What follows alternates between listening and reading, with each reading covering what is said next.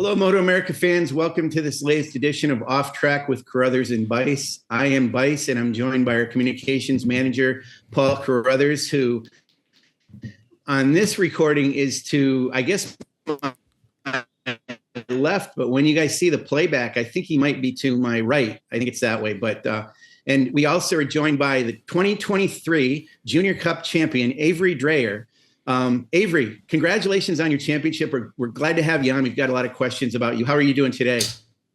I'm good. I appreciate you guys having me on. Gonna have a good time doing this. Yeah. Junior Cup has been interesting over the years. It's where we see riders and get to know them for the first time, obviously. I mean, we have riders that join from club racing or whatever in higher classes, but for sure with you guys, it's cool that it's Junior Cup and that's kind of your first foray. But you have, Avery, I'm going to quiz you right away on something. You have the distinction. You did something this year that no other MotoAmerica rider has ever done. Do you know what it is? I don't know. Was it pull a double a few times? That's a good one. That's a good one. No, Avery, you are the first mini cup rider who's ever graduated to our other classes and has won a championship.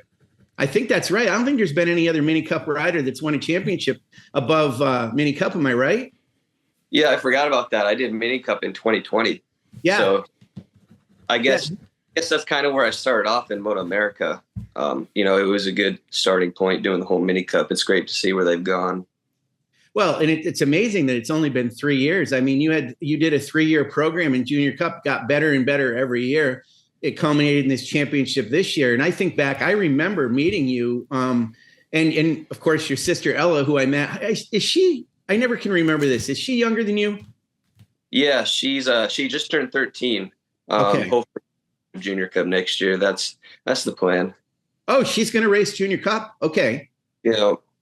Okay, cool. Well, I remember first meeting you guys, and you, Avery, have changed your stature a fair amount. You've gotten taller. You couldn't probably even ride a mini cup bike anymore, could you? No, those Avali's are so small now. I've grown like 6 inches or something. My sister has one, and I ride every once in a while, and I can barely fit on it. It's kind of hard. What now? Does it seem like 3 years is a long time to you, or do you understand a sense of, man, how fast you're growing and how interesting it is for all you riders that, you essentially have to move up, not necessarily just because of your skills, but that's a big reason why, but because you don't fit those bikes anymore. Yeah. I mean, going back, time flies so fast. It's crazy, actually thinking about how far I've gone. The Junior Cup has been a really good stepping stone in my career so far. I've had some great battles, and I'm just hopefully next year we can move up to the Twins Cup or Super Sport. I'm sure we'll get to that, but the mini cup was a great starting zone. All right, before we jump forward too much, I want to jump back a little bit. I mean, this year it seemed to me, and I might not know as much as Sean or whatever, but it seems to me you came out guns a-blazing in that championship series, right? You won 4 of the first 6 races, and that took me by surprise. You would know this, but do you think that took the guys you were racing by surprise? Yeah, I think it did, because I don't think anyone expected me to come out firing like I did. Going into this year, it was basically all or nothing. I kind of had to prove myself that this is what I want to do. And, I want to make a career out of this. So I had to, win some races for once and actually fight for the title. We put in a lot of work during the off season to get to that point. So yeah, I'm sure it was kind of unexpected to win the first 2. And, it kind of felt surreal after I won the first 2 races. I was like, man, did I really just do that? Right. And then next one crazy. I distinctly remember that at Atlanta, and Paul, I know you do too. You coming up in that really awesome media center, and the first time we'd seen you on a podium, and it was fairly daunting, especially there because it's got it's a pretty serious looking place, And I even had commented to your mom about it and stuff that, he's doing great. He's doing great. And we knew we were going to see more of you, but that was pretty interesting. It's like, it was kind of your coming out party a little bit. Didn't you think? Yeah. I mean, it had to get done. I'm just glad I was able to get it done. And, I think a big thing this year was working on my, press conference skills.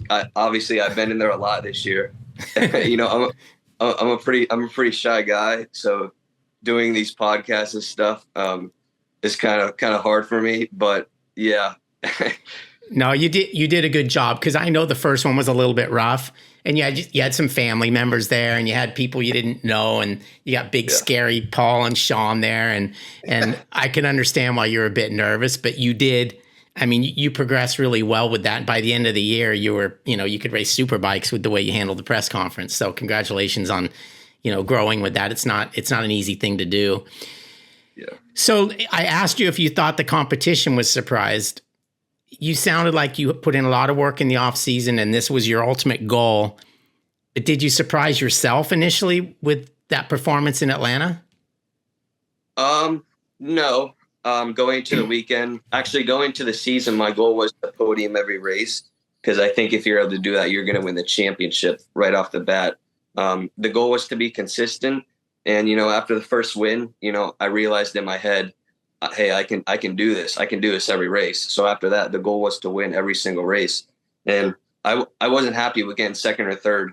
My first time getting off the top of the box in Barber race 2, I was pretty upset at myself, looking back at the race, realizing what I could have done differently. But yeah, I wasn't surprised at myself. I knew I could do it. I knew I could get the job done. Yeah, it was an interesting season for you. I mean, okay, so there were 12 Junior Cup races and you won half of them. You got 6 wins, and you had 3 in a row before that, third place at Barber. So, and then you snapped back and got another win. And then at the next race, you got a third.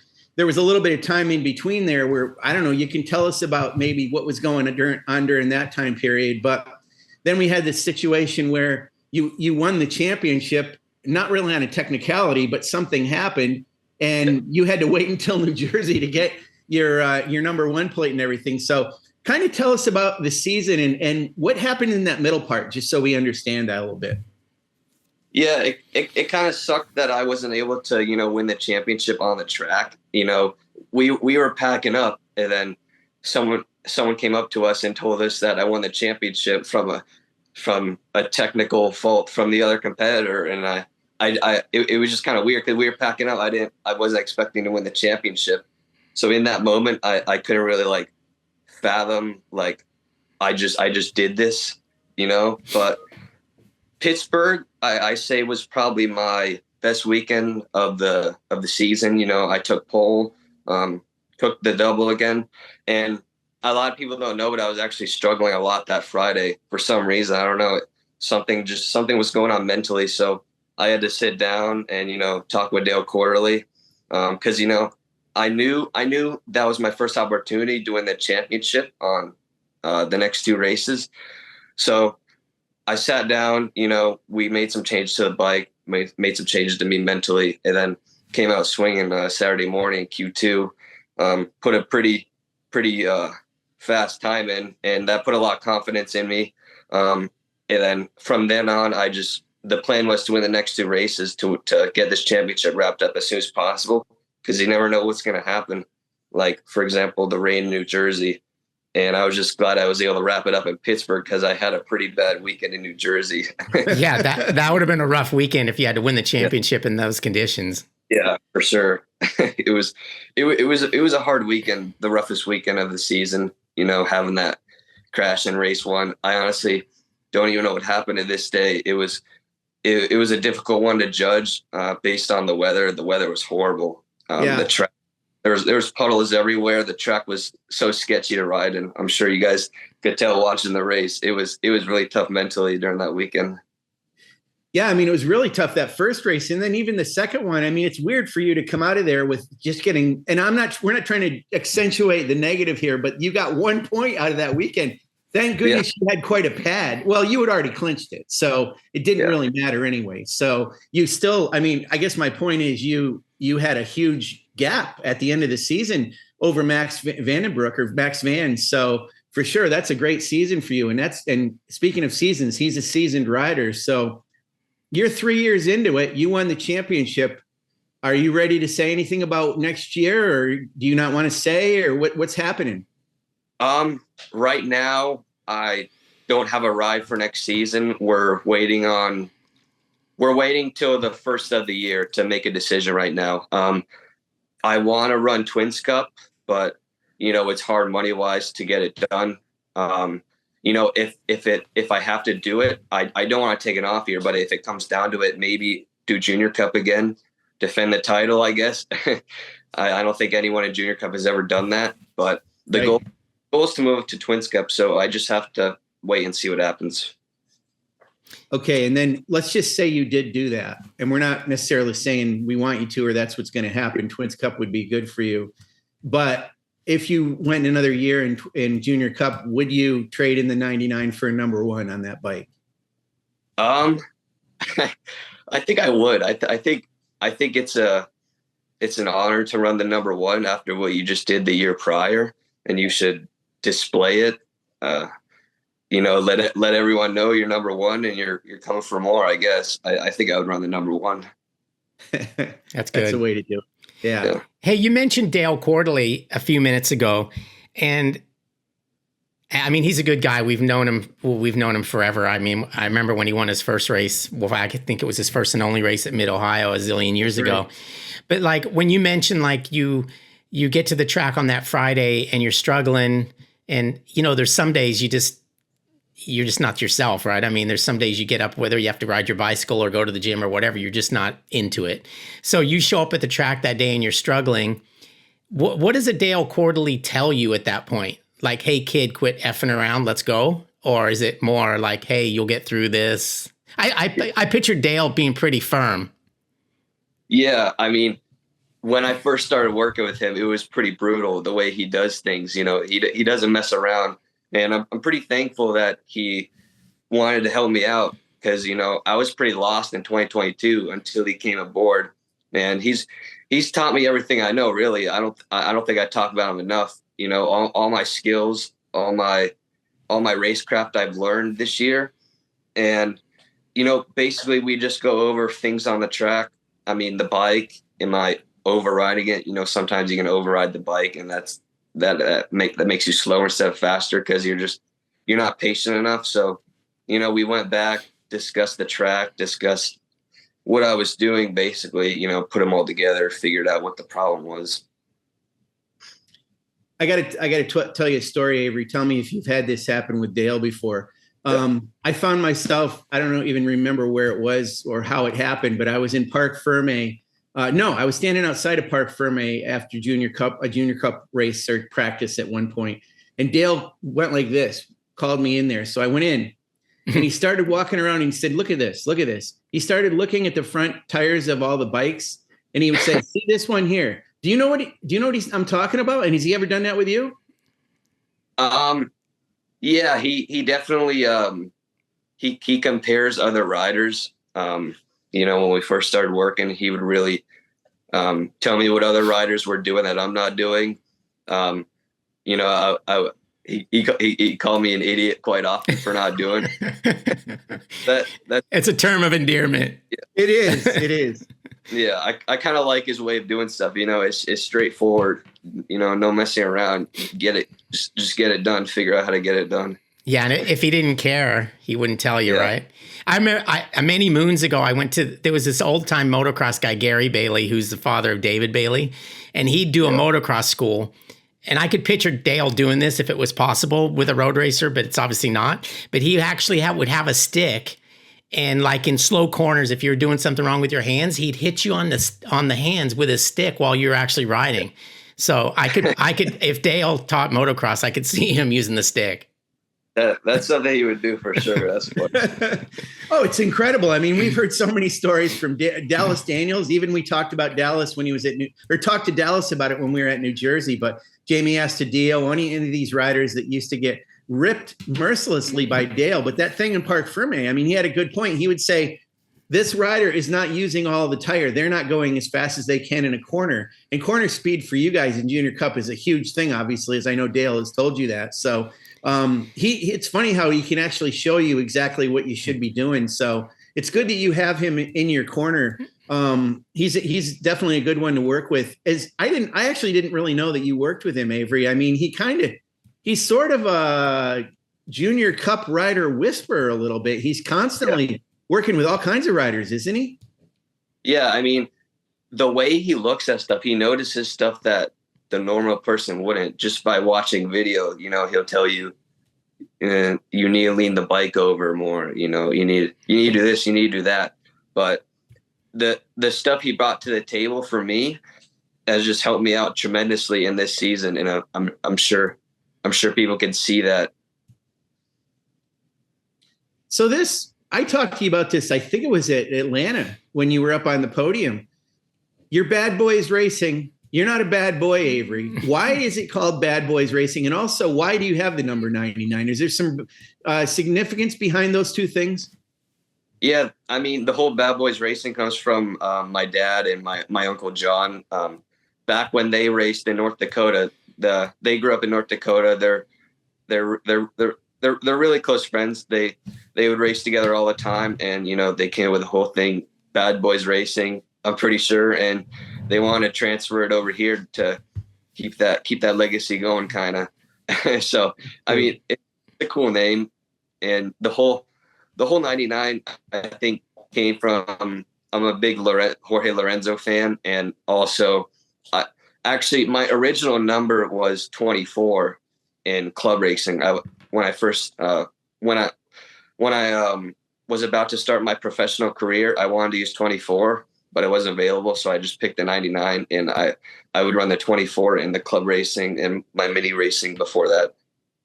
So Paul, you were right. It was Lorenzo that he used. That's pretty good. I mean, because you're pretty young, Avery. I mean, and the guy's been retired for a few years now, although he's still around quite a bit. That's what is it that you like about Lorenzo? Just his riding style. I mean, he's a really smooth rider, and I think I kind of have that same skill set, basically. No, it's true. You can absolutely emulate that. Emulate that. It makes complete sense. Do you feel like Junior Cup?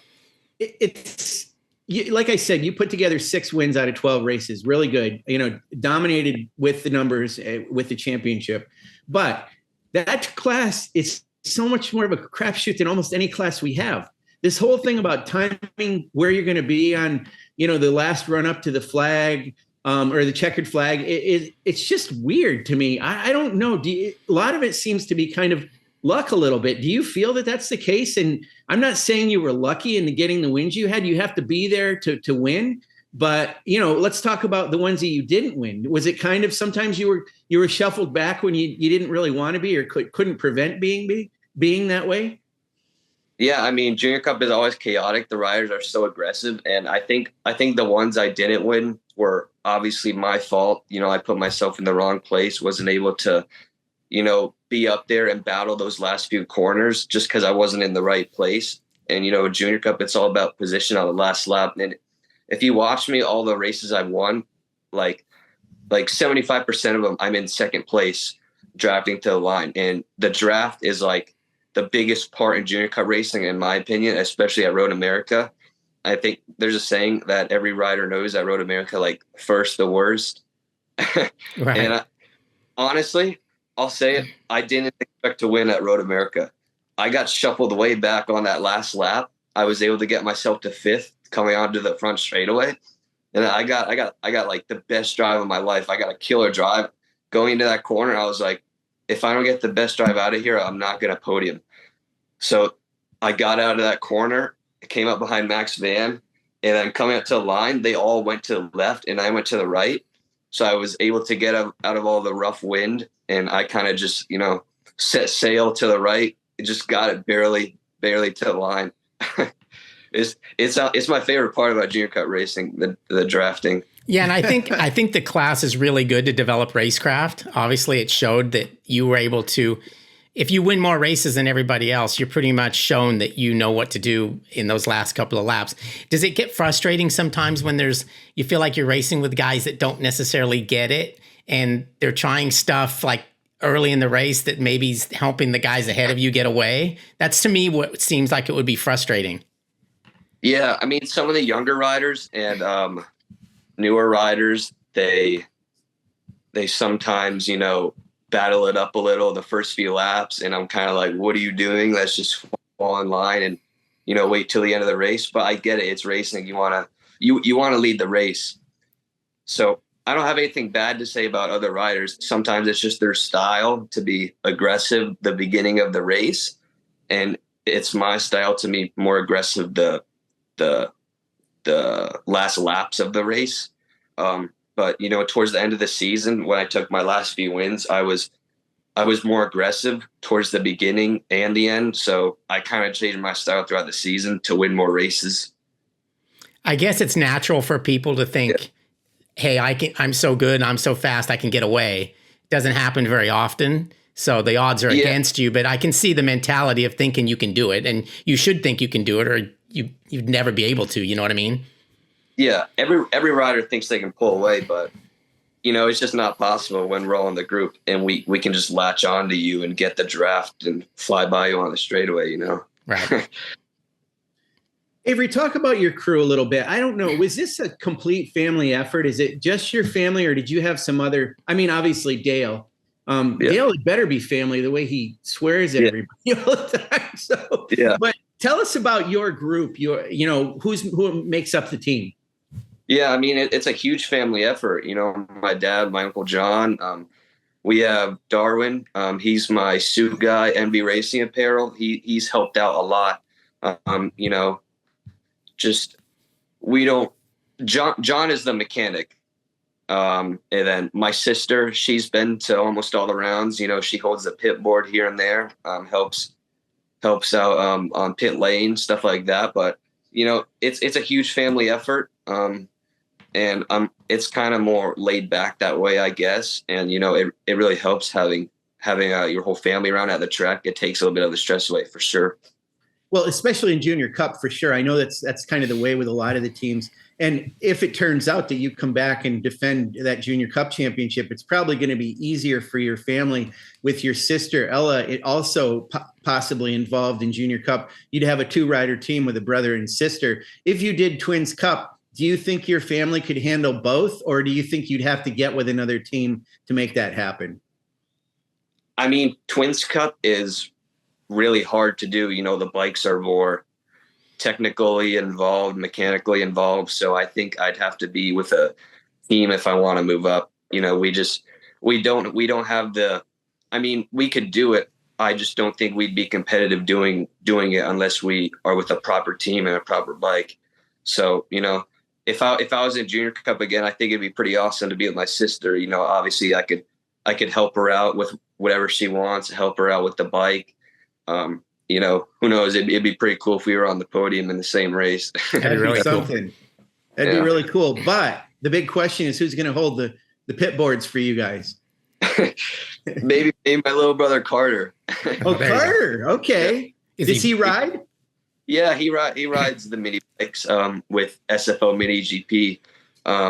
Whoever's watching, if you're in like the Florida area, they do mini racing down south at all the mini tracks. So, and that's actually where I started out. That was where my whole racing riding career started out from the ground. They built me up to where I am today, going through that whole program. So yeah, that's where my little brother's at right now. He's 10 years old. He's racing the Ovalis right now, the CRF 110 with the street tires on it. So he's having a fun time. Hopefully soon he can move up to Weira and CCS. We'll see.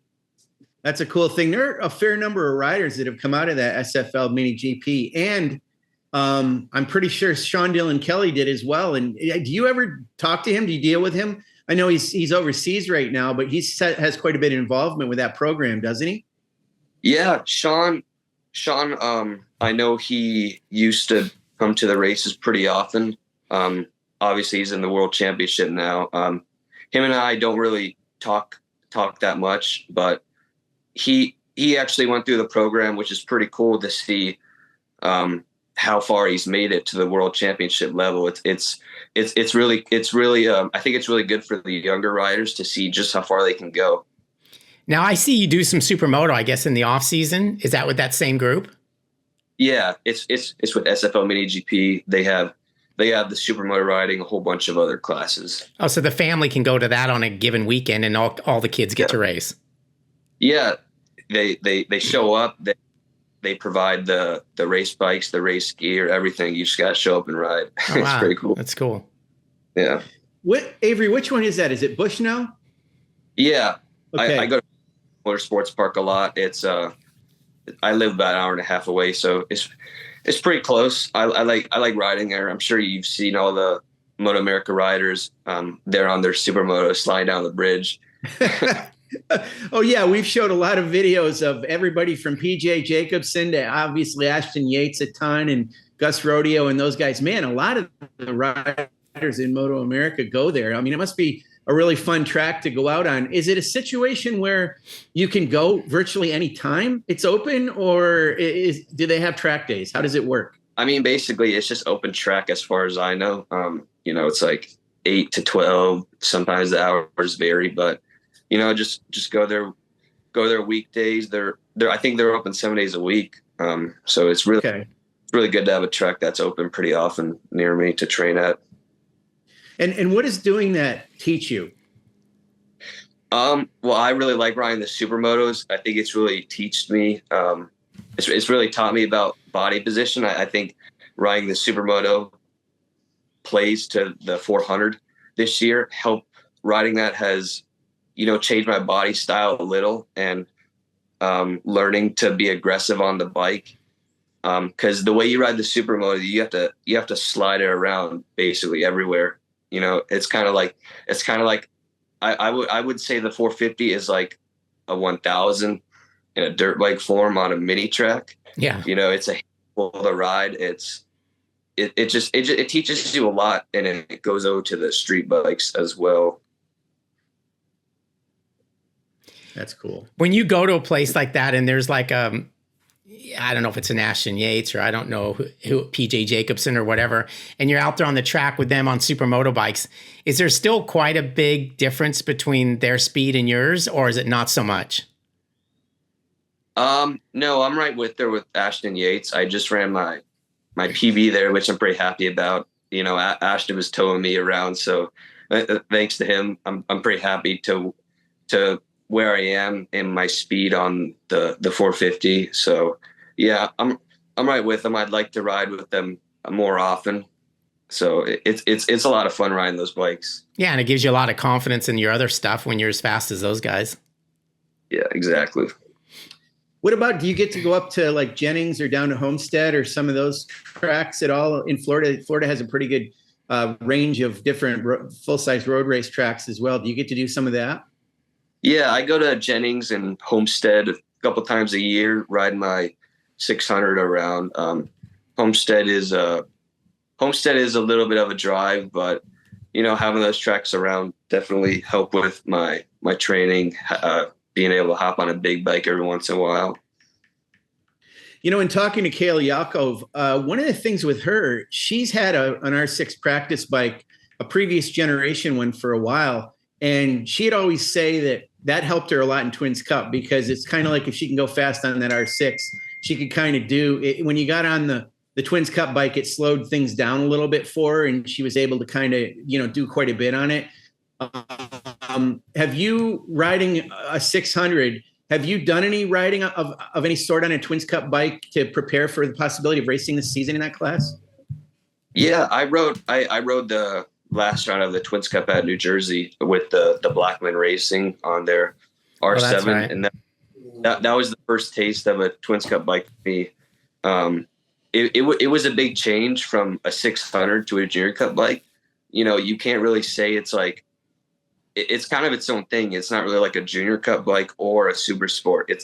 It was hard for me to kind of grasp how to ride it. They have so much engine braking, so it took me the first session to really get the hang of it. But in that first race, I was battling for the top 5, which I'm pretty happy about for my first ever time on a Twins Cup bike.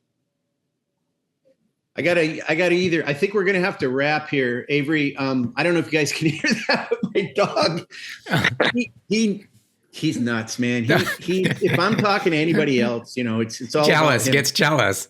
Oh, he's over there whining. I don't know if you can hear. I'm sorry about that. But Avery, we'll let you go, but I want to ask a question. Is there anything we've left on the table? Anything you want to mention? I'm glad we talked about your family. I'm glad we talked about your sister. You guys are awesome. Again, congratulations on that championship. And it was a cool 3-year program, how you built up. You just got better and better every year. It was perfect. Yeah, I mean, we've came a long way. I'm super happy to be able to wrap up the championship this year, and there's going to be more to come for sure. And I think we've covered a lot. So thank you guys for having me on this. Yeah, and listen, let us know what your plans are, and we'll help you. We'll help you get the word out about what you're going to do. We love to do that for the riders, so let us know. Will do. I feel bad. I feel bad for those other guys if he races Junior Cup again. But all right, you guys. Well, that number 1 is a big target. Yeah, everyone knows that's a target. Yeah. All right, guys. Thanks a lot, guys. Thank you. Okay, bye. Happy